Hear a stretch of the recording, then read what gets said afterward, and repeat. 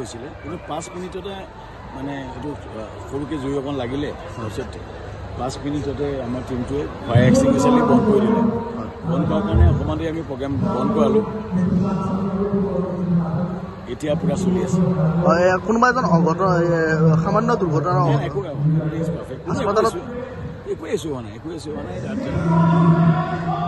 ৰাইজে কৈ আছে নহয় প্ৰগ্ৰেম চলি আছে একো ইছ্যু কেনেকে কি হৈছিল মানে শ্বৰ্ট চাৰ্কিট হৈছিলে এচিৰ কিবা হেৰিটো এচিৰ কিবা শ্বৰ্ট চাৰ্কিট হৈছিলে কিন্তু আমাৰ ফায়াৰ এক্সটিংগুইচাৰটো মাৰি দিয়া মতে বন্ধ হৈ গ'ল কিন্তু অলপ দেৰি আমি প্ৰগ্ৰেমটো বন্ধ কৰি ৰাখিলোঁ মানে হেৰি কৰাৰ কাৰণে চ' তাৰপিছত এইটো দেখি আছে আপোনালোকে টিভিত প্ৰগ্ৰেম চলি আছে ইমান সচেতনতাৰ মাজতো এটা এনেকুৱা ঘটনা ইলেক্ট্ৰিকেল শ্বৰ্ট চাৰ্কিট এটা হৈছিলে এইটো ইলেক্ট্ৰিকেল শ্বৰ্ট চাৰ্কিট যিটো হয় কিন্তু 5 মিনিট অলপ বস্তু চলিব